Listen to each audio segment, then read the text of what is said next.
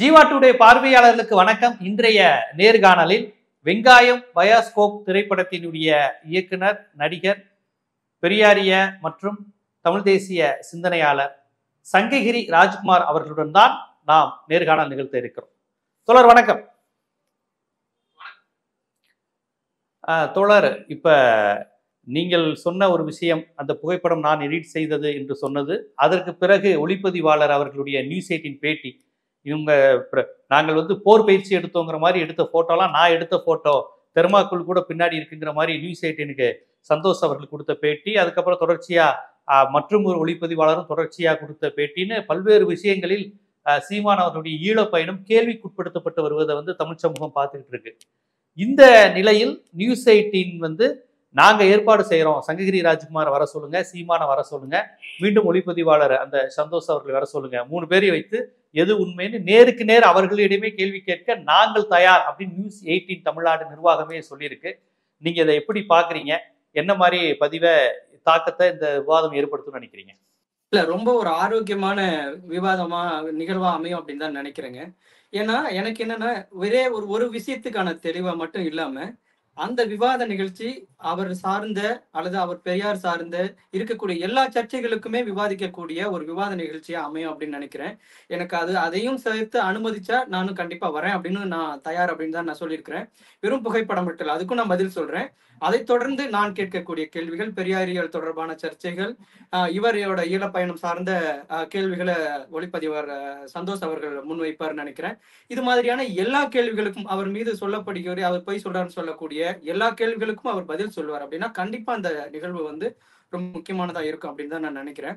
அதை தாண்டி வெறும் இந்த இஷ்யூவே பேசிட்டு ரொம்ப அவருக்கே உரித்தான நடைகளை அதை கையாள்வார் அப்படின்னா அது பயன் இருக்காது அப்படின்னு நான் சொல்லியிருக்கேன். நான் அது எந்த விதத்துல இந்த நிகழ்வு உபயோகப்பட போறதுல நேர கொலைதான். அதை தாண்டி நான் சொன்ன மாதிரியான கேள்விகள், நான் முன்வைத்த கேள்விகளுக்கும் அவள் பதில் சொல்ல தயாரா இருந்தா நானும் கலந்துக்க தயாரா இருக்கேன் அப்படின்னு சொல்லியிருக்கேன். இதில் அவருடைய தம்பிகள் எல்லாரும் வைக்கிற முக்கியமான குற்றச்சாட்டு, தொடர்ச்சியா இவங்க எல்லாம் ஒரு திமுக ஆதரவு மனநிலையிலிருந்து இப்ப இந்த ஒளிப்பதிவாளர் சங்ககிரி ராஜ்குமார், இப்ப சன் நியூஸில் கொடுக்கின்ற ஒளிப்பதிவாளர்னு தொடர்ச்சியா இவங்க சொல்றாங்க. இவ்வளவு காலமா ஏன் சொல்லல? ஏன்னா நேத்து ராஜீவ்காந்தி என்ன சொல்றாரு, சங்ககிரி ராஜ்குமார் எடிட் பண்ணி கொடுத்தது உண்மைதான், அந்த ஹார்ட் டிஸ்கை போய் வேக வேகமா அண்ணன் ஆபீஸ்ல இருந்து கொரியர்ல வாங்கின அந்த ஏமாளி தம்பியும் நான் தான் நேத்து ஒரு பேட்டி கொடுத்திருந்தாரு, நீங்க பார்த்திருப்பீங்கன்னு நினைக்கிறேன். சோ இவங்க என்ன சொல்றாங்க, எல்லாம் சரிதான், ராஜீவ்காந்தி நாம் தமிழர்கிட்ட இருந்தாரு, சங்ககிரி ராஜ்குமார் சீமான பார்த்தாரு, தமிழன் டிவில ஒர்க் பண்ணாரு, மக்கள் டிவில இருந்தாரு, இந்த மாதிரி உறவு எல்லாமே உண்மைதாங்க, இதை ஏன் இந்த டயத்துல ஒரேடியா வெளியிடுறாங்க? இப்ப புரியுதா, திமுக காரங்க இவங்களை பொய் சொல்லி தூண்டி விடுறாங்க, இவங்க எல்லாம் சேர்ந்து செய்யறாங்க அப்படிங்கிற மாதிரியான விமர்சனத்தை நாம் தமிழர் தம்பிகள் சமூக வலைதளங்கள்ல தொடர்ச்சியா போட்டு வராங்களே, இதை எப்படி பாக்குறீங்க? அது தொடர்ந்து ஒரு கருத்தை, பதில் சொல்ல முடியாத ஒரு கருத்தை முன்வைக்கும் பொழுது இவங்களுக்கு பின்புலத்துல யாரோ இருக்காங்க அப்படின்னு சொல்றது வழக்கமான ஒண்ணுதாங்க. ஏன்னா நான் இதை முகநூல்ல பதிவிட்டு செய்தியான பிறகு கொளத்தூர் மணியும் சுபவியும் தூண்டி விடுறாங்க அப்படின்னு சொல்லிட்டு இருந்தாங்க. அதற்கு பிறகு இப்போ அவர் ராஜீவ்காந்தி அவர்கள் சொன்ன பிறகு ஒட்டுமொத்தமா திமுக தான் தூண்டி விடுறாங்க அப்படின்னு சொல்லிட்டு இருக்காங்க. அதுக்கு பதில் சொல்ல முடியாம, ஏன்னா சீமானண்ணன் போற போக்குல இதெல்லாம் என்னைக்குமே வெளியில போற விஷயம் இல்லை அப்படிங்கிற நம்பிக்கையில நிறைய விஷயங்களை சொல்லிட்டாரு. ஒவ்வொரு விஷயத்துக்குமே தீர்வு சொல்லியே ஆகணும். இன்னைக்கு அவர் பொது வெளியில மீடியாக்கள்ல பேசின எல்லாத்தையும் எடுத்து முன் வச்சு இதெல்லாம் எப்ப நடந்ததுன்னு ஆதாரம் வேணும் அப்படின்னு கேட்க வேண்டிய ஒரு சூழல் ஒவ்வொரு விஷயமும் இன்னைக்கு விவாதிக்கப்படுது. அந்த புகைப்படம் மட்டும் இல்லாம அவர் அங்க போன பயணம் உண்மையா, அதுல எவ்வளவு நேரம் அவர் அங்க தங்கினாரு, சந்திச்சாரு, துப்பாக்கி உண்மையா, அவர் சண்டை பயிற்சியில் ஈடுபட்டாரா, அதை விட குறிப்பா தலைவருடைய மனைவி அவர்களை யாருமே வெளியாட்கள் யாருமே சந்திக்கிறதுக்கான வாய்ப்பே இருந்ததில்லை. அவர் இட்லிக்குள்ள கறி வச்ச கதைகள்லாம் ரொம்ப பொய்யானது அப்படிங்கிற பெரும்பாலுமான விவாதங்களை ஏற்படுத்தி இருக்கு. அப்படிங்கும் பொழுது இதை சமாளிக்க முடியாத ஒரு சூழல் என்ன சொல்றாங்கன்னா, இதுக்கு பின்புலத்துல இருந்து யாரோ தூண்டி விடுறாங்க அப்படின்னு சொல்றது வழக்கமா ஒண்ணு வச்சிருக்காங்க. எனக்கு அப்படி ஒரு தேவை எந்த நிலையிலுமே இல்லை. குறிப்பா நீங்க அதை சொல்ல மறந்துட்டீங்க, நான் என்னோட விளம்பரத்துக்காக, படத்தோட விளம்பரத்துக்காக எல்லாம் இதை பண்றேன் அப்படின்னு கூட சொல்ல ஆரம்பிச்சாங்க. உங்களுக்கு தெரியும், நான் அப்படி பண்றதா இருந்திருந்தா படம் திரையரங்கில் இருக்கும் பொழுது பண்ணியிருக்கலாம். அப்படியான ஒரு தனிப்பட்ட தேவைக்கு ஒரு சமூகத்தை, இன்றைக்கு சமூகம் கவனிக்கக்கூடிய ஒரு விஷயத்தை எழுப்ப வேண்டிய அளவிற்கு ரொம்ப கீழ்த்தரமான சிந்தனையாளர்களை பின்பற்றுகிறவன் நான் அல்ல. நான் தலைவரையும் தந்தையும் பின்பற்றுகிறவன். அவ்வளவு மோசமான செயல்களை செய்ய வேண்டிய அவசியம் எனக்கு என்றைக்குமே வராது அப்படிங்கிறத நான் சொல்லிக்கிறேன். ஏன்னா இது தொடர்ந்து வைக்கக்கூடிய குற்றச்சாட்டு தான். அது திமுகவுக்கும் எனக்கு எந்த தொடர்பும் இல்லை.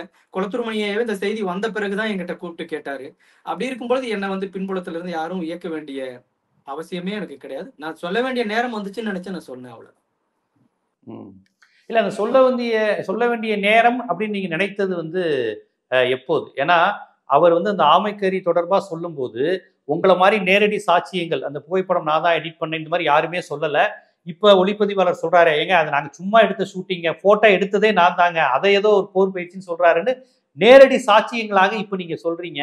ஆனா கிட்டத்தட்ட இந்த கதையை அவர் 14 ஆண்டுகளாக சொல்லியே நாம் தமிழர்னு ஒரு பெரிய கூட்டத்தை, ஈழத்தோட இவ்வளவு தொடர்புடையவரா, மேதகுவோட அவ்வளவு நெருக்கமானவரா இவர், கோவை ராமகிருஷ்ணன் குளத்துமணியை விட இவருக்கு இந்த அளவுக்கு அவர் பழக்கமா அப்படிங்கிற அளவுக்கான உணர்வை அவர் ஏற்படுத்தியதே அந்த ஈழப்பயணம், நீங்கள் கொடுத்த அந்த போட்டோ, அந்த போட்டோ பயிற்சி எடுத்த படங்கள், அவர் பவ்யமாக மேதகுவுடன் இருக்கின்ற படங்கள், இந்த படங்களை மூலதனமா வச்சுதான் அதன் மேற்கட்டுமானத்தில் பல கதைகளை அவர் சொல்ல ஆரம்பிக்கிறார். ஆமக்கறி ஊட்டி விட்டாங்க, உரப்பு நிறைய இருந்துச்சு, உடனே மதினி அண்ணிய பார்த்து பாரு அழுகிறான் பாரு, உரப்பு தாங்கல பாரு, நான் சொன்னேன் உரப்பு தாங்க மாட்டான். இதையெல்லாம் ஒரு சுவாரஸ்யமான கதையை அவர் சொல்றாரு.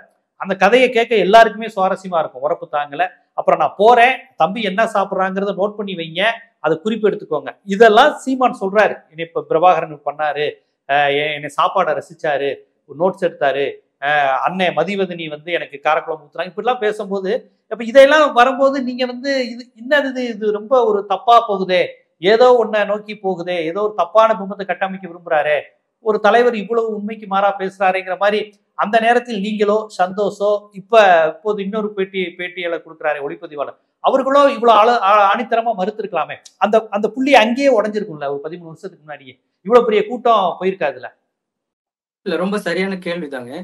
ஆமா, இது வந்து நம்ம இவ்வளவு நாள் ஏன் நம்ம வந்து சொல்லாம இருந்திருக்கோம் அப்படின்னா, அது அவர்களாகட்டும், அவரே ஒத்துக்கிறார். சந்தோஷ் ஒளிப்பதிவாளர் அவரும் வந்து சொல்றாரு, சொல்லாம இருந்தது ஒரு வகையில தவறுதான் அப்படின்னா, அதே மாதிரிதான் நம்மளும் தவறுன்னு ஒத்துக்க வேண்டியதுதான். என்னன்னா, அது முன்னாடியே சொல்லியிருக்கணும்.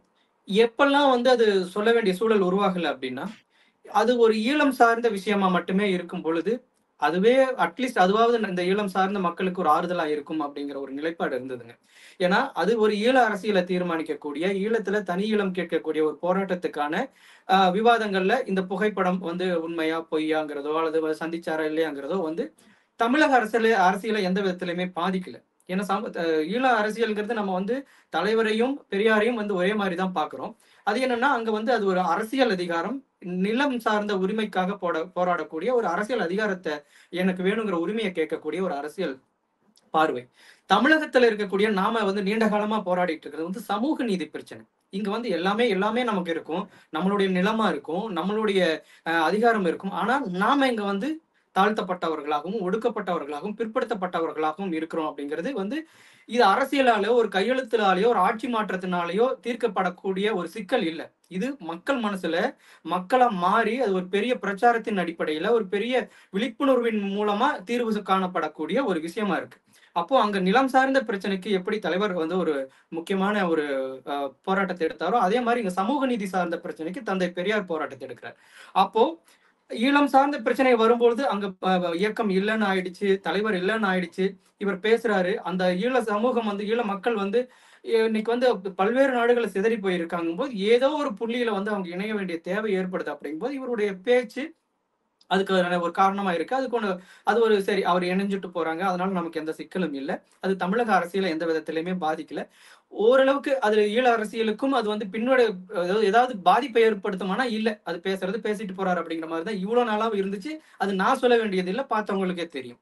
ஆனா இன்றைக்கு அவருடைய பேச்சு, அவருடைய நிலைப்பாடு தமிழகத்தின் பாதுகாப்பு அரணா நம்ம எதை நினைக்கிறோமோ அதுல இவர் கை வைக்கும் பொழுது, அப்போ நம்மளே வந்து நம்ம செஞ்ச ஒரு விஷயத்த நம்ம மறைச்சு வைக்கிறதுல எந்த விதமான நியாயமும் இல்லை அப்படிங்கிற ஒரு நிலைப்பாடு தான் இன்னைக்கு சொல்ல வேண்டியதா இருந்தது. என்னன்னா, நான் நிறைய இடங்கள்ல சொல்றேன், வடநாட்டுல இருக்கக்கூடிய சூழல் தமிழ்நாட்டோட ஒப்பிடும் பொழுது வேற மாதிரி இருக்கு. நான் நிறைய இடங்கள் அதையும் திரும்ப திரும்ப சொல்றேன். எப்படி வளர்ந்த நாடுகளுக்கு இங்க பின்தங்கிய நாடுகள்ல இருந்து மக்கள் குடியேறாங்களோ, வேலை தேடி படிக்கிறதுக்காக போறாங்களோ, அந்த மாதிரி வட மாநிலங்கள்ல இருந்து தமிழ்நாட்டை நோக்கி வராங்கன்னா, இந்த 60 ஆண்டு காலங்கள்ல சில விமர்சனங்கள் இருந்தாலும் தமிழகத்தை ஓரளவுக்கு வளர்ச்சி பாதையில கொண்டு போயிருக்காங்க அப்படின்னு தான் அர்த்தம். அதற்கு என்ன அடிநாதமா இருக்கு, அது எதுக்கு வந்து முக்கிய காரணமா இருக்குன்னா, தமிழகத்தில் இந்த மறைந்த தலைவர்கள் விதைத்து சென்ற முற்போக்கு சிந்தனையும் பகுத்தறிவு சிந்தனையும் கொஞ்சம் வந்து இந்த ஜாதி மத பேதத்துக்குள்ள எல்லாம் பழைய கட்டுமானங்களுக்குள்ள சிக்கிக்காம அறிவியல் சார்ந்து சிந்திச்ச இந்த செயல்பாடுகளும் தான் இந்த வளர்ச்சிக்கு காரணம்னு நினைக்கிறேன்.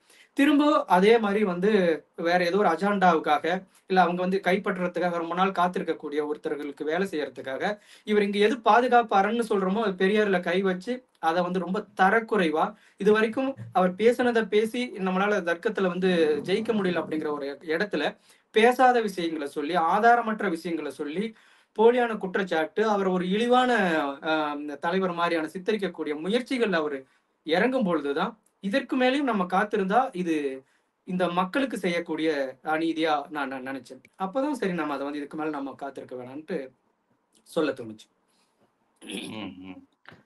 உங்களுடைய பார்வை இது. இன்னொன்னு எல்லாரும் சொல்றாங்க, சங்ககிரி ராஜ்குமார் சொல்றாரு, அவருக்கு அடுத்து இந்த ஒளிப்பதிவாளர் சொல்றாரு, அப்புறம் இன்னொரு ஒளிப்பதிவாளர் சொல்றாரு. தொடர்ச்சியா சொல்றாங்களே, எல்லாருக்கும் இத்தனை ஆண்டுகளா உண்மை தெரியும்னா ஏன் சொல்லல? இப்ப சங்ககிரி ராஜ்குமார் இப்படி ஒரு ரீசன் வச்சிருக்கிறாரு, சரி ஏதோ விடுங்கன்னு. இப்ப இந்த ஒளிப்பதிவாளர்லாம் வந்து சொல்வது வந்து இயல்பானதா அப்படிங்கிற கேள்வி கேட்கிறாங்களே. இல்ல அது தொடர்ச்சியா ஒரு சீட்டு கட்ட உருவும் பொழுது சரசரசன்னு எல்லாம் சரிகிற மாதிரி ஒவ்வொன்றுல இருந்து தொடர்ச்சியா தான் போச்சு. நான் இந்த வேலையை இதை சொன்ன பிறகு இந்த புகைப்படத்தின் மீது அவர் ஈழப்பயணத்தின் மீது ஏற்பட்ட சந்தேகம் அதை தீர்க்கறதுக்காக ஒரு தொலைக்காட்சி நிறுவனம் அவருடைய அண்ணன் மகனை வந்து கேள்வி கேட்கிறாங்க. அவர் ஒரு லீடு கொடுக்குறாரு. அவர் வந்து ஒளிப்பதிவாளர் சந்தோஷ் வந்து வாய் திறந்து உண்மை சொன்னா பல செய்திகள் வெளியில வரும்னு சொல்றாரு. அதன் மூலமா அவரை தேடி பேட்டி எடுக்கிறாங்க. அவர் சொல்றாரு என் கூட அமரதாசன் இன்னொரு ஒளிப்பதிவாளரும் இருந்தாரு. அவர் சொல்லும் பொழுது இன்னும் சில புகைப்படங்கள் வரும் சொல்ற. இப்படி அதுதான் அந்த சீட்டு கட்டு சரிகிற மாதிரி தான். ஒரு பொய் சரியும் பொழுது அது சடசடன்னு அதன் மேல் கட்டப்பட்ட பொய் அதன் மேல் கட்டப்பட்ட பொய்யும் சரிய வேண்டிய சூழல் ஏற்பட்டிருக்கு. அது இயல்பா நடந்ததுன்னு தான் நான் நினைக்கிறேன். இயல்பான தொடர்ச்சி. அது ஒரு விஷயம் நடக்குது, உடைபட ஆரம்பிக்கும் போது டக்கு டக்குன்னு பல சுத்திகள் வந்து சேருது. அடியில் இருக்கிற ஒரு செங்கல் உருவும் போது அதுக்கு மேல இருக்கிற செங்கல் சரிகிறது இயல்பு தானே. அந்த மாதிரியான நிகழ்வு தான் இது. திட்டமிட்டு எல்லாம் ஒன்றும் பண்ணல, அந்த சூழல். அப்புறம் இன்னொன்னு, பெரியார் மீது பாஜகவே வைக்காத அளவுக்கு கடுமையான விமர்சனமும், பெரியார் பேரை கேட்டால் இவ்வளவு எரிச்சலும் கோபமும் சீமானுக்கு வர வேண்டிய அவசியம் என்ன? இது ஒரு நொடியில் நிகழ்ந்ததா இல்ல நீங்க எல்லாம் பழகும் போதே அப்படிதான் இருந்தார் அவர்? இல்ல ஆரம்பத்துல அவருக்கு வந்து என்ன பார்த்ததே இல்லைன்னு எல்லாம் சொல்றாரு. அவருக்கு அது எப்பவும் பேசுற மாதிரியான வார்த்தைகள் தான். நிறைய இடங்கள்ல சந்திச்சிருக்கேன். நிறைய விஷயங்கள்ல நான் வந்து அவரை வந்து முன்னாடி நின்றுருக்கோம். தொடக்கத்துல என்னுடைய தொடக்க காலம் நான் வந்து வேலுப்பிரபார் சார்கிட்ட போய் சேர்ந்ததுல இருந்து இன்னைக்கு வந்து கடைசியா அவர் வந்து கௌதமண்ண வீட்டு ஒரு இல்ல நிகழ்ச்சியில சந்திச்சது வரைக்கும் இப்ப அது சமீபத்துல சந்திச்சதுன்னு சொல்றாங்களே அங்க சந்திச்சதுதான். அங்க வரைக்கும் நிறைய இடங்கள்ல நான் சந்திச்சிருக்கேன். அவர் வந்து அப்படிதான் சொல்லுவார். ஆனா என்னன்னா ஆரம்ப கட்டத்துல அவரை மாதிரி சிறந்த பெரியாரு சிறந்த பகுத்தறிவாளர் சுயமரியாதை சிந்தனை கொண்டவங்க இல்லவே இப்பவும் கூட அவரை மனதளவுல அப்படிதான் இருப்பாருங்கிறதா என்னுடைய நம்பிக்கைங்க. ஏன்னா ஒரு ஒரு சிந்தனையை உள்வாங்கி இத்தனை நாட்களாக அதாவது அவர் அழகா சொல்வார், இந்த சாதிய சகடையில் இருந்து என்னை வேரோடும் வேரடி மண்ணோடும் பிடுங்கி இந்த மனித சமூகத்தில் மனிதனாக நட்ட தந்தை பெரியார் அப்படின்பார். அந்த அளவுக்கெல்லாம் உணர்வு பூர்வமா பேச ஒரு ஆள் வந்து இன்னைக்கு வந்து அந்த சித்தாந்தத்துல இருந்தெல்லாம் மாற முடியாது. இன்னைக்கு அவருடைய அரசியல் தேவைக்காக தன்னை நிலைநிறுத்திக் கொள்வதற்காக அல்லது யாரோ ஒருவருடைய அரசியல் களத்தில் இங்க காலூன்றுவதற்கான ஏற்பாடுகளை செய்வதற்காக அவர் இப்படி பேசுறாரு. கொஞ்ச நாள்ல எனக்கு தெரிஞ்சு அவர் வந்து ஆரம்பத்துல எல்லாம் அப்படி இல்லை. அந்த அஜெண்டா முடியும் பிறகு அவர் யாரெல்லாம் அவங்க கூட சப்போர்ட்டா நிக்கிறாங்களோ ஆதாரம் கொடுக்கறதுக்கு வந்து குவிறாங்களோ யாரெல்லாம் அவங்களோட டீம் பார்ட்னரோ அவர்களுடைய சுயரூபம் இவருக்கு தெரிய தொடங்கும் பொழுது திரும்பவும் அவர் வந்து பல இடத்துக்கு வந்து நிப்பார் அப்படின்னு தான் நான் நம்புறேன். இல்ல இப்ப அவர் பேசுவதெல்லாம் மனமறிந்து பொய், உண்மைக்கு புறம்பா நம்ம பேசுறோம். பெரியாரை பற்றி அவர் பேசுறது எல்லாமே பொய், பச்சை பொய், அவதூறு அப்படிங்கிறது அவருக்கே தெரியும். அப்படிதான் நீங்க சொல்றீங்க? அவருக்கே தெரியும். ஒரு தேவைக்காக பேசுறோம். நம்ம சினிமாக்காக ஒரு டயலாக் பேசுற மாதிரி அந்த குறிப்பிட்ட நாடகத்துக்காக ஒரு சில வசனங்கள் பேசுவோம்ல, அது நம்மளுடைய சொந்த கருத்தா இருக்காது இல்ல, யாரோ எழுதி கொடுத்த கருத்தா இருக்கும்ல. அந்த மாதிரி அவர் வந்து எழுதி கொடுக்கப்பட்டதை பேசுறாரு அப்படின்னு தான் நினைக்கிறேன். ஏன்னா அவருடைய தமிழ் தேசியமே வந்து இங்க வந்து அவர் வந்து பெரியாருக்கு எதிராக நிறுத்தக்கூடியவர்கள் இல்லைன்னா ஒவ்வொரு சமூகத்திலையும் ஒவ்வொரு தலைவர்களை கொண்டு வந்து நிறுத்துறாரு. அவர் மண் இவர் மண் நினைக்கிறார்.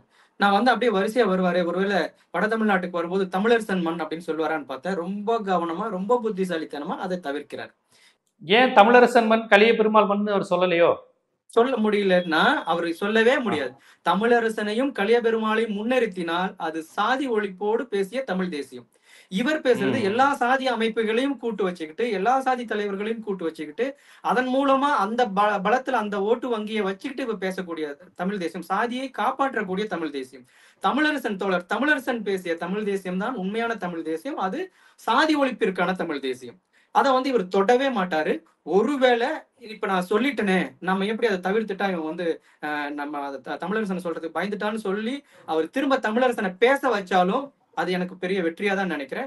அவர் தமிழரசனை பேசட்டும், அவர் பேசிய தமிழ் தேசியம் என்ன அப்படிங்கிறது வந்து தெரிய ஆரம்பிக்கட்டும். அப்ப உண்மையான தமிழ் தேசியம் என்ன அப்படிங்கிறது அவர் பின்னாடி இருக்கக்கூடிய தம்பிகளுக்கு தெரிய ஆரம்பிக்கும்.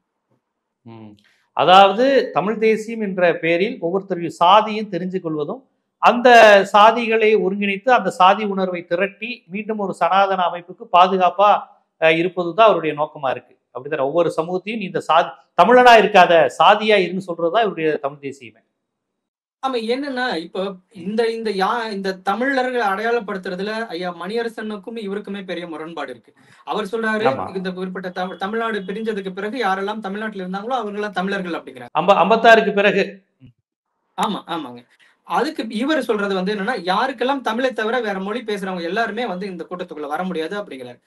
ஏன் அப்படின்னா, அதன் மீது ஒரு பிம்பத்தை கட்டமைக்கிறார். அந்த கூட்டம் தான் இங்க இருக்கக்கூடிய மீதி ஒருவர் சொல்ற ஒரு 5-6 சமூகங்கள், பெரிய சமூகங்கள், இவருக்கு வேண்டப்படக்கூடிய சமூகங்கள் மீது அந்த சமூகம் தான் வந்து மாபெரும் தாக்குதலை நடத்திட்ட மாதிரியும் அவங்களோட உரிமைகளை பறிச்சிட்ட மாதிரியுமான ஒரு பிம்பத்தை ஏற்படுத்துறாரு. அதுவே முதல்ல ஒரு ஜனநாயகத்துக்கு எதிரானது. இன்னைக்கு வந்து மக்கள் வளர்ச்சிக்கு எதிரானது. இன்னைக்கு அமெரிக்கா மாதிரியான நாடுகள் எல்லாம் பல்வேறு நாடுகள்ல இருந்து போய் அங்க குடியேறி இருக்காங்க. பல்வேறு நாடுகள் போய் குடியேறின மக்களுடைய உழைப்பும் அந்த அர்ப்பணிப்பும் தான் அந்த நாட்டு பெரும் வளர்ந்த நாடா மாத்திட்டு இருக்கு. அங்க இனவாதம் பேச ஆரம்பிச்சா அந்த நாட்டோட கட்டமைப்பே கெட்டு போயிடுங்கிறதுலாம் வளர்ந்த நாடுகளுக்கு தெரியும். இங்க தமிழ்நாட்டை பொறுத்த வரைக்கும் யாரும் வந்து புதுசா வந்தேறி எல்லாம் குடியேறலாம் இல்லை. தமிழ்நாடு இன்னைக்கு பொதுவா இருந்தது. மாகாணம் பிரிக்கிறதுக்கு முன்னாடி வரைக்கும் எல்லாமே பொதுவா இருந்த காரணத்தினால பல்வேறு மொழி பேசுறவங்களும் இங்க இருக்கதான் செய்வாங்க. அவங்க பிரிஞ்சு போகும்போது அப்புறம் இவர் சொல்றதுலாம் வந்து ரொம்ப பச்சை அப்பட்டமான பொய். என்னன்னா, நாங்க யாரையும் வாழ வேண்டாம்னு சொல்லல, ஆள வேண்டாம்னு தான் சொல்றோம் அப்படிங்கும் பொழுது, குறிப்பிட்ட மிகவும் ஒடுக்கப்பட்ட ஒரு சமூகத்தின் மீது இவங்க வைக்கக்கூடிய வன்மம்லாம் அந்த சமூகத்துக்கு மிகப்பெரிய பாதிப்பையும் மன அயற்சியும் கொடுக்கக்கூடிய அளவுக்கு பட்டியல் சமூகத்திலே மிகவும் பின்தங்கி இருக்கக்கூடிய ஒரு சமூகத்தின் மீது அவங்க தெரிந்து பேசுறாங்கிற ஒரு காரணத்தினால வைக்கக்கூடிய விமர்சனம்லாம் நமக்கு சுத்தமா உடன்பாடு இல்லை. அப்ப இது என்னவாகுதுன்னா, திரும்ப திரும்ப ஏதோ ஒரு வகையில சாதிய வன்மத்தையும் சாதிய உணர்வையும் கட்டமைச்சு அதை தக்க வச்சுக்கிறதுக்கான ஏற்பாடுகளை சாதியின் பேரை சொல்லாமலே வேற எந்தெந்த வகையில சொல்ல முடியும் அப்படின்னு இந்த இளைஞர்களை, புதுசா வர இளைஞர்களை திரட்டி அதை ஓட்டு வங்கியை மாத்துறது தான் அவருடைய வேலையா இருக்கிறது தான் நமக்கு பெரிய கவலையா இருக்குங்க. அது மட்டும் இல்லாமல் நாம் தமிழரை விமர்சிக்கிற அனைவருக்குமே அவங்க சில சாதிகள் பட்டம் கொடுக்குறாங்க. அது நீங்க கேள்விப்பட்டிருப்பீங்கன்னு நினைக்கிறேன். நீங்க வந்து நாம் தமிழரை, ஆமா, நீங்க வந்து கம்மவா நாயுடு, நீங்க தெலுங்கு நாயுடு, 24 மலை தெலுங்கு செட்டின்னு ஒரு 4 சமூகத்தின் பேரை சொல்லி, இப்ப அநேகமா உங்களுக்கு எல்லாம் சொல்லியிருப்பாங்க, நீங்கெல்லாம் தெலுங்கு நாயுடு, தெலுங்கு தாய்மொழி கொண்டவர்னு எடுத்திருப்பாங்க. எனக்கு தெரியல, பரிசோதனை கூடத்துல வந்து என்னோட லேப் டெஸ்ட் எடுத்திருப்பாங்க. எந்த டெஸ்ட்லயும் நான் வந்து சிக்கியிருக்க மாட்டேன்னு நினைக்கிறேன். அதுல எந்த பெருமையும் எனக்கு இழிவோ கிடையாது. அது நாம நினைச்சு ஒரு சமூகத்துல, குறிப்பிட்ட சமூகத்துல போய் பிறக்கிறதும் கிடையாது. அது நான் திட்டமிட்டு ஏற்படுற விளைவுகள் கிடையாது. இயல்பா யாரும் எல்லாம் பிறக்கிறோம். அதன் அடிப்படையில ஏதோ உங்க ஒரு உரிமைக்காக ஒரு சாதி சான்றிதழ் ஒண்ணு வச்சு நம்ம கல்வியில வேலை வாய்ப்புகளை பயன்படுத்திட்டு இருக்கோம். அப்படி இவங்க எல்லாத்தையும் எடுத்து பார்த்த வகையிலையும் வந்து இவங்களுக்கு எதிராக என்ன நிறுத்த முடியாத ஒரு சூழல்ல தான் இவங்க இன்னும் கொஞ்சம் கதறல் அதிகமா இருக்கும் அப்படின்னு நினைக்கிறேன். இவங்க லேப் டெஸ்ட்டுக்குள்ள நான் சிக்கல அப்படிங்கிறது தான் ஒரு நல்ல சூழலா இருக்குதுன்னு நான் நினைக்கிறேன். தப்பி தவறி இவர்களுடைய அந்த வரையறைக்குள் நீங்க வரல. அது சொன்ன மாதிரி அது எந்த பெருமையும் இல்ல. என்னன்னா, இவர் சொல்றாங்க இல்லைங்களா, இவர் வந்து சைமன் செபாஸ்டியன் அப்படி சொல்றாங்கல்ல, அவனையும் முதல்ல நம்ம வந்து வன்மையா கண்டிச்சோம். யாரு இதுல முதல்ல சொன்னதுன்னா, எச் ராஜா மாதிரியான ஆட்கள் தான் முதல்ல அதை சொல்ல ஆரம்பிச்சாங்க. விஜய்க்கு வந்து ஒரு மத அடையாளம் கொடுத்தாங்களோ அதுபோல சீமான் அண்ணனை வந்து முதல்ல ஒரு கிறிஸ்தவரை அடையாளப்படுத்தினதே இந்த மதவாதம் தான். இன்னைக்கு யாரெல்லாம் தீம் பார்ட்னர் இருக்கிறது ஒரு அண்ணன் வந்து சந்தோஷப்பட்டுக்கிறாரோ, நமக்கு இவங்க எல்லாம் பாதுகாப்பா இருக்கிறாங்கன்னு நினைச்சு அண்ணன் சந்தோஷப்பட்டுக்கிறாரோ, அவர்கள் தான் அதுவரை சீமான் என்று இருந்த பேரை பொது வழியில சைமன் செபாஸ்டியன் அறிவிச்சவங்களே அவங்கதான். அப்போ இன்னைக்கு அவங்களோட தான் கூட்டுல இருக்காரு. எனக்கு அதுல முழு உடம்பு. அவர் சைமனா இருக்கட்டும், சாதிக்கா இருக்கட்டும், யாரா வேணா இருக்கட்டும், அவர் என்ன கருத்து பேசுறாரோ அதுதான் நான் எதிர்க்கிறதா ஆதரிக்கிறதாங்கிறத முடிவு பண்ணுமே ஒழிய அவர் பிறப்பால என்னவா இருந்தா எனக்கு என்ன. அவர் சொல்ற மாதிரி திரும்ப நீ தெலுங்கனா இருந்தா பேசக்கூடாது, தமிழனா இருந்தா பேசக்கூடாது, இந்த ஜாதியா இருந்தா பேசக்கூடாது, அந்த ஜாதியா இருந்தா பேசக்கூடாதுங்கிற மாதிரி அதே சித்தாந்தத்தை நான் எப்படி எடுக்க முடியும்? அவர் சைமனாவே இருந்தாலும் என் அண்ணன் தான், அவர் சாதிக்கா இருந்தாலும் என் அண்ணன் தான், அவர் என்ன சிங்கா இருந்தா கூட என் அண்ணன் தான். அவர் பேசுற கருத்துலதான் எனக்கு முரண்பாடும் உடன்பாடும் பிறப்பு ஏற்படும் முக்கியம் இல்ல, பொழுது அடையாள அரசியலுக்குள்ள பிறப்பின் நீங்க சிக்க அடிப்படையால விரும்பல. தீர்மானிக்கிறது இங்க வந்து மிக மாபெரும் பிற்போக்குவாதம் நான் நினைக்கிறேன். பிறப்பை நாம தீர்மானிக்கிறது இல்ல, நான் இந்த சமூகத்துல பிறக்கணும் நான் தீர்மானிக்கிறது இல்ல. அப்ப என்னுடைய கருத்தை எப்படி நீங்க பிறப்பின் அடிப்படையில தீர்மானிப்பீங்க? அது என்னுடைய சிந்தனையும் என்னுடைய கருத்தையும் அடிப்படையா வச்சுதான் நீங்க வந்து விவாதிக்கணும். அப்படி வைக்கும் பொழுது அண்ணனை வந்து நீங்க வந்து சைமன் சொல்றதோ மலையாளின்னு சொல்றதோ வந்து வன்மையா கண்டிக்க வேண்டிய ஒரு விஷயம். அதை உருவாக்குனவர்களே அன்னைக்கு அவங்க கூட இருக்கக்கூடியவர்கள் தான். அது யாரா இருந்தாலும் அண்ணனுடைய கருத்து தான் நமக்கு பேசு பொருளை ஒளி, அவருடைய பிறப்பின் அடிப்படையில் அவர் யாரா இருந்தாலும் நமக்கு சிக்கல் இல்லை. இல்ல, அது ஒரு பெரியாரிய பார்வை. நம்ம தமிழர் அரசியல் பேசுறோம், தமிழ் உணர்வு கொண்டு இருக்கிறோம். ஆனால் அதற்காக பிற மொழி பேசுபவர்களே நம்ம எதிர்பார்க்க பார்க்கல. இன்னும் சொல்ல போனா இவர் சொல்லக்கூடிய பிற மொழியாளர்னு சொல்லக்கூடியவங்க பிற்படுத்த கல்வியாலும் சமூகத்திலும் பின்தங்கியவர்களா இருக்கிறாங்க. நீங்க சொன்ன மாதிரி பட்டியல் சமூகத்துல இவர் குறிப்பிடுகிற அந்த தெலுங்கு பேசுற மக்கள் இருக்கிறாங்க. நான் எதையுமே வந்து நான் வெறும் புத்தகத்துல மட்டுமே படிச்சு என்னுடைய நிலைப்பாட்டை நான் எடுக்கிறது இல்ல. நான் வாழ்கிற ஊர்ல நான் சொல்ல அந்த பிற்படுத்தப்பட்ட சமூகத்துல இருக்கக்கூடிய 3% இடஒதுக்கீட்டை இவங்க ரொம்ப விமர்சிக்கிறாங்க. அந்த சமூகம் இன்னும் பல ஆண்டுகள் பின்னோக்கி இருக்கு, பின்தங்கி இருக்காங்க. இப்ப பல நிலைகள்ல, கல்வியில, வேலை வாய்ப்புகள்ல, அவங்களுடைய அன்றாட தேவைகள்ல இன்னும் ஒரு அன்றாட கூலியா இருந்து அவங்களுடைய ஒவ்வொரு நாளும் வந்து போராடிட்டு இருக்காங்க. அந்த சமூகம் எந்த விதத்திலே வந்து இந்த ஆதிக்க சமூகத்தை வந்து பாதிச்சுது, எந்த விதத்துல வந்து இந்த தமிழ் தேசியத்துக்குள்ள அடங்கக்கூடிய சாதிகளை வந்து தாக்கத்தை ஏற்படுத்துச்சுன்னு எனக்கு தெரியவில்லை. அவங்களுடைய அன்றாட தேவைகளே இன்னைக்கு ரொம்ப கேள்விக்குறியா இருக்கக்கூடிய சூழல்ல இன்னைக்கு படிச்சு ஏதோ ஓரளவுக்கு முன்னேறிக்கிட்டு இருக்கக்கூடிய ஒரு சூழல் இந்த இடஒதுக்கீட்டால கிடைச்சது அப்படின்னு நினைக்கிறேன். இங்கு ஏற்படக்கூடிய ஒவ்வொரு இடஒதுக்கீடும் சமூகம் சார்ந்து ஏற்படக்கூடிய இங்க தமிழ்நாட்டில் இருக்கக்கூடிய ஒவ்வொரு இடஒதுக்கீடும் அவ்வளவு முக்கியமா நம்ம கட்டி காப்பாற்றணும்னு நினைக்கிறதுக்கு காரணமே அதுதான். அப்போ அதுல வந்து அவர் வேற மொழி பேசுறவங்களுக்கு கொடுத்துட்டாங்க அப்படின்னு சொல்லி அவங்கள வந்து பிறப்பால சாதியால ஒடுக்குறதே, நீங்க அவங்களுக்கு கொடுக்காம அவங்க பின்தங்கியே இருக்கிற வரைக்கும் என்ன சமூக நீதியை நீங்க நம்ம கொண்டு வந்துட முடியும்? மொழி தேசியம் பேசி இன தேசியம் பேசி நம்ம என்னத்தை சாதிச்சிட முடியும்? எல்லாரும் அவங்க எந்தெந்த அளவுல நம்ம அடிமைப்படுத்தப்பட்டார்களோ அதன் பேரில் அந்தந்த அளவுக்கு மேல் நோக்கி வரும் பொழுதுதானே சமநிலையை நம்ம ஏற்படுத்த முடியும், சமநிலை எட்ட முடியும் அப்படிங்கிறத நம்மளுடைய பார்வையா இருக்குங்க. அப்போ நீங்க அந்த குறிப்பிட்ட சமூகத்துக்கு இடஒதுக்கீடு அவங்க தான் வந்து மற்ற பிற்படுத்த பட்டியலின சமூகங்களுக்கு வந்து பெரிய பாதிப்பா இருக்காங்கிறதுலாம் எனக்கு கொஞ்சம் கூட உடன்பாடு இல்லைங்க. இல்ல, அதான் அவர் பேசுகிற அரசியல்ங்கிறது தமிழ் தேசிய அரசியல் கிடையாது, சாதிய அரசியல், அடையாள அரசியல், சமூக நீதிக்கு எதிரான அரசியல். பிறப்பின் அடிப்படையில் பார்த்துட்டாலே அது சமூக நீதிக்கு எதிரானது தானே. இல்லைங்க, அதான் நீங்க பெரியார் பேசின தமிழ் தேசியத்தை அவர் ஏத்துக்கிற கூடிய மனநிலையில் இருந்தா அவர் தோழர் தமிழரசனை முன்னிறுத்துவார், கலிய பெருமாளை முன்னிறுத்துவார். ரொம்ப கவனமா அந்த ஊர்ல அந்த சமூகத்துல ஒரு பெயரை சொல்லி கொண்டு வந்தவர், இத்தனைக்கும் சமூகம் சார்ந்து இயங்கியவர்கள், சமூக அடையாளத்தோட இருக்கக்கூடியவங்க பெயரெல்லாம் சொல்றாரு. சாதியை தூக்கி எறிஞ்சிட்டு இந்த சமூகத்துக்காக தமிழ் தேசியத்துக்காக தன் உயிரையே கொடுத்த தோழர் தமிழரசனை ஏன் சொல்ல முடியலன்னா, உண்மையான தமிழ் தேசியத்துக்கான கோட்பாடுகள் வெளியில அம்பலப்பட்டுரும். நாம பேசுறது உண்மையான தமிழ் தேசியம் இல்லை அப்படிங்கறத அந்த மக்கள் புரிஞ்சுக்குவாங்க.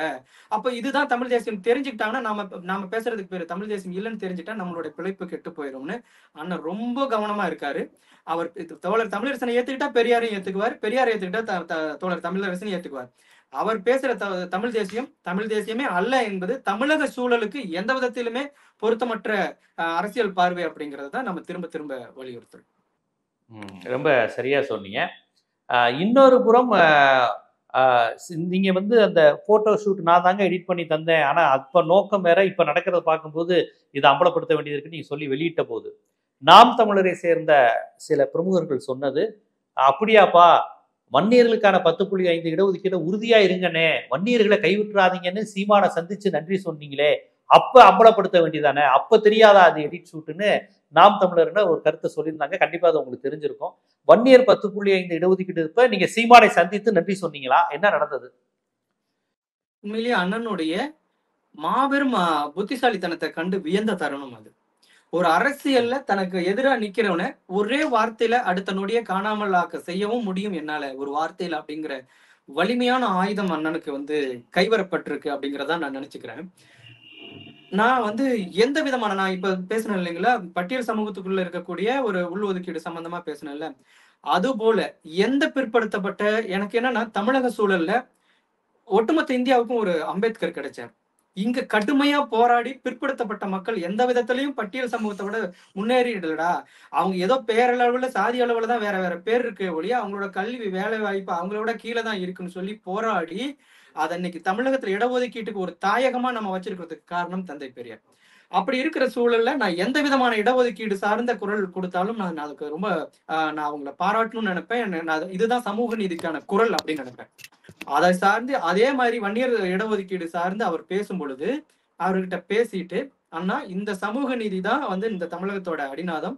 நம்ம சமூக நீதி சார்ந்து எங்க தொட்டாலும் இது தந்தை பெரியார்ல தான் போய் நிக்குது. எக்காரணத்தை கொண்டு நீங்க பெரியாரிகளை கைவிட்டுறாதீங்க அப்படின்னு சொல்லிட்டு நான் போனை கட் பண்றேன். அவருக்கு அந்த வார்த்தை பிடிக்கல. அவர் கொஞ்சம் அப்ரப்டா தான் கட் பண்றாரு. திரும்பவும் கூப்பிட்டு நான் பேசிட்டு வைக்கிறேன். இது ஏன்னா இதை ஏதாவது ஒரு நிறைய பேசுறோம், ஏதாவது மறந்துருக்குங்க அதனால மாத்தி சொல்லியிருப்பாரு அப்படின்னு மறந்துட்டு சொல்றதுக்கும் திட்டமிட்டு மாத்தி சொல்றதுக்கும் வார்த்தைகள் ரொம்ப கவனமா இருக்கும். ஏன்னா அதை நான் பாராட்டியிருந்தேன்னா 1000 பாராட்டுகளை வந்து அவர் வந்து சந்திச்சிருப்பாரு. அது காலப்போக்கில் மாறி இருக்கும். நான் பெரியார சொன்னது அவருக்கு பிடிக்காம கட் பண்ணது அவருக்கு ஒருபோதும் மாறி இருக்காது. அவருடைய என்னுடைய அழைப்பை பார்க்கும்போதுலாம் இவன் பெரியார் தொடர்பான ஆளுங்கிறது அவருக்கு நினைவுக்கு வந்திருக்கும். இப்போ இந்த முதல் நாள் வந்து அவர்கிட்ட எந்த பதிலுமே இல்லை.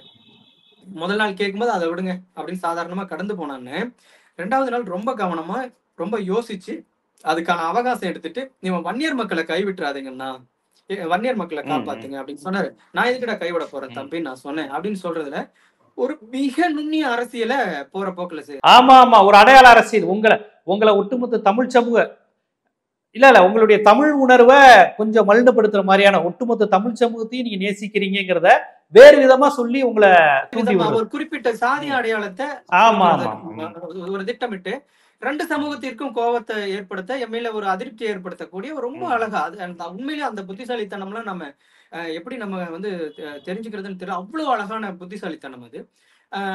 அப்ப என்ன நடக்கும்னா வன்னியர் சமூகம் சார்ந்த மக்கள் என்னன்னா இன்னைக்கு வரைக்கும் இடஒதுக்கீடு குரல் கொடுத்துட்டு இருக்கிற டாக்டர் ஐயா அவர் வந்து எனக்கு வந்து எந்த விதத்திலையும் எங்களுக்கு பாதுகாப்பு இல்லை அப்படிங்கிற ஒரு விஷயத்த இதன் மூலம் தெரியப்படுத்த வரானா. ஏன்னா அது வந்து அப்படின்னு அது வன்னியர் சமூகம் வந்து என் மேல ஒரு அதிருப்தியை ஏற்படுத்துறது.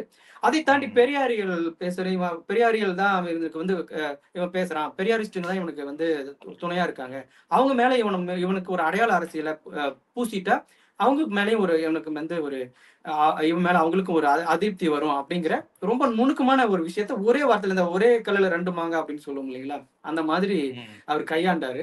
அதெல்லாமே நான் அந்த விவாதத்துல நான் வந்து கேள்வியாதான் வச்சிருக்கேன். இது போன்ற சம்பவங்களையும் நீங்க வந்து விளக்கி சொல்லணும், இதையும் நீங்க வந்து தெளிவுபடுத்தணும் அப்படிங்கிற கேள்வியெல்லாம் வச்சிருக்கேன். இதுக்கெல்லாம் அவர் சம்மதிச்சாருன்னா அங்க போய் உட்கார்ந்து அந்த விவாதத்தை ரொம்ப மக்களுக்கு பயனுள்ள விவாதமா மாத்தலாம். இல்லைன்னா சும்மா வந்து குழாயடி சண்டையாவும் வந்து காட்டுக்கத்தல் காத்தக்கூடிய ஒரு நிகழ்வுல போய் 1 மணி நேரத்தை நம்ம வீணடிக்கிறது யாருக்குமே பிரயோஜனம் இல்லை. அந்த தொலைக்காட்சிக்கும் பிரயோஜனம் இல்லை, மக்களுக்கும் பிரயோஜனம் இல்லை, நமக்கும் பிரயோஜனம் இல்லை. நீங்கள் சமூகம் சார்ந்து வைக்கக்கூடிய கேள்விகள் அனைத்துக்கும் நான் வைத்த கேள்விகள் அனைத்துக்கும் விடை சொல்றதா இருக்கணும் அப்படின்னு தான் நான் அவர்கிட்டையும் இந்த விவாதத்துக்கும் வச்சிருக்கேன். அது நீங்க கேட்ட கேள்விக்கு வந்து அவர் என்னை வந்து ஒரு அடையாள அரசியல் மூலமா என்னை வந்து அடக்கணும்ட்டு ஒரு முயற்சி பண்ணார். கண்டிப்பாக தோழர், ரொம்ப ஒரு செறிவான கருத்துக்களை பதிவு செஞ்சுருக்கீங்க. சவாலுக்கு ரெடி, பதில் சொல்ல ரெடி, மூக்கை உடச்சி விட்றேன், அம்பலப்படுத்துகிறேன், இதையெல்லாம் தாண்டி இந்த தமிழ் சமூகத்துக்கு எனக்கு பெரியாரும் மேதகும் சொல்லித்தந்த கண்ணியம், கருத்து, சமூக நீதி, இதே நான் என் சினிமா மூலமாகவோ எழுத்து மூலமாகவோ நான் மக்களிடம் கடத்துவது தான் என்னுடைய பணி. அந்த அடிப்படையில் தான் நான் சீமானை பார்த்தேன், உணர்ந்தேன்.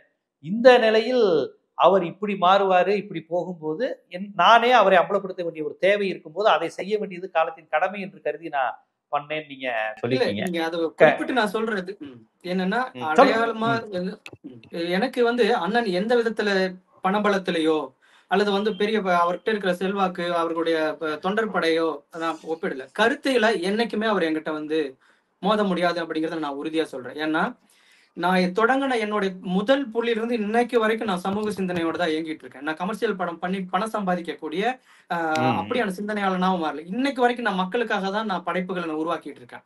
அதே போல தலைவர் என்னைக்கு நான் படிக்க ஆரம்பிச்சோம், நேரெல்லாம் சந்திக்கவே இல்லை, நான்லாம் ஒரு நாளும் போய் சொல்ல மாட்டேன், எனக்கு அதுக்கான வாய்ப்பும் இல்லை, கிடைக்கலையேங்கிற ஏக்கம் இருக்கு. நான் அவரை புத்தகங்கள்ல படிச்சிருக்கேன், வரலாற்றை வந்து நான் தோழர்கள் சொல்ல கேட்டிருக்கேன்.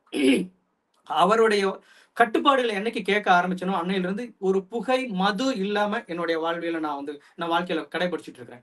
அப்ப நான் வந்து உண்மையா தலைவரோட பிள்ளையா அவரு ஒரு தலைவரோட பிள்ளையான்னு தெரியல. இன்னைக்கு வரைக்கும் திரைப்படங்கள்ல ஒரு எத்தனையோ நடிகைகள் இது வரைக்கும் நான் எடுத்த படங்களுக்கு எத்தனையோ நடிகைகள் வந்து போயிருக்காங்க. அந்த திரைப்படத்துக்கு தேவையான வசனம் தாண்டி அவர்கள்ட்ட ஒரு வார்த்தையோ தனிப்பட்ட முறையில அவங்ககிட்ட எந்த தொடர்புமே கொண்டிருக்க மாட்டேன். அது தலைவர் கற்றுக் கொடுத்த ஒழுக்கம். மேதகு தமிழீழ தலைவர் கத்துக் கொடுத்த ஒழுக்கத்தை தான் நான் வந்து அவ்வளோ ஸ்ட்ராங்கா நான் கடைபிடிக்கிறேன். அப்ப நாங்க வந்து அவரோட பிள்ளைகளா, அதுல எந்த விதத்துக்குமே பொருத்தம் இல்லாத அவரோட பிள்ளைகளான்னு தெரியல. எந்த விதத்துமே சாதிய மற்றவங்களை வந்து அடையாள அரசியல் பண்ணாத அவருடைய அரசியலை தான் நாங்களாம் கையில் எடுத்துக்கிட்டு இருக்கோம். இப்படி பல இடங்கள்ல எந்த இடத்துலயும் நம்ம அவரை சொல்லியோ எங்களை சிந்தனைகளை சொல்லியோ நாங்க யார்கிட்டையும் காசு வாங்குறது இல்லை. எங்களோட வேலைகளை செஞ்சு அதன் மூலம் கிடைக்கக்கூடிய வருமானத்தை தான் எங்களோட வருவாயை நாங்க பயன்படுத்திக்கிட்டு இருக்கிறோம். இப்படி எந்த அடிப்படையில் எடுத்தாலும் அவர் வந்து மாவீரனின் பிள்ளை அப்படின்னு சொல்லிக்கிறார்ல, தலைவரின் பிள்ளைன்னு சொல்லிக்கலாம். அதுக்கு அவர் பொருத்தமே இல்லாதவர்.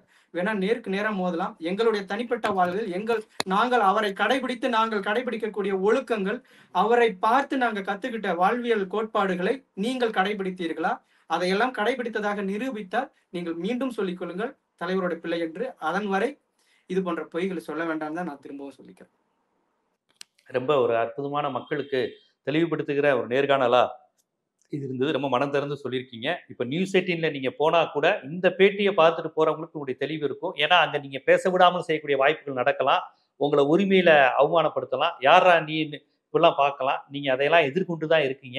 அப்படி அவர் உரிமையில் பண்ணால் கூட நான் அப்படி திருப்பி பேச மாட்டேன். என் கருத்தை சொல்ல விடாம மறுத்தா கூட நான் இதுதான் அப்படிங்கிற பல்வேறு விஷயத்தை இந்த நேர்காணல்ல நீங்க சொல்லிட்டீங்க. கண்டிப்பா இந்த நேர்காணல் உங்களை பார்த்தவங்க நியூஸ் 18ல நீங்க மோத போகின்ற, நீங்கள் ஆதாரங்களை வைக்க போகின்ற அந்த நேர்காணலுக்கு ஆவலுடன் எதிர்பார்ப்பாங்க. அப்படி ஒரு ஆவலை இந்த நேர்காணல் தோண்டியிருக்கு. உங்கள் நேரம் ஒதுக்கி உங்க கருத்துக்களை கூறியதுக்கு மிக்க நன்றி தோழர். நன்றி.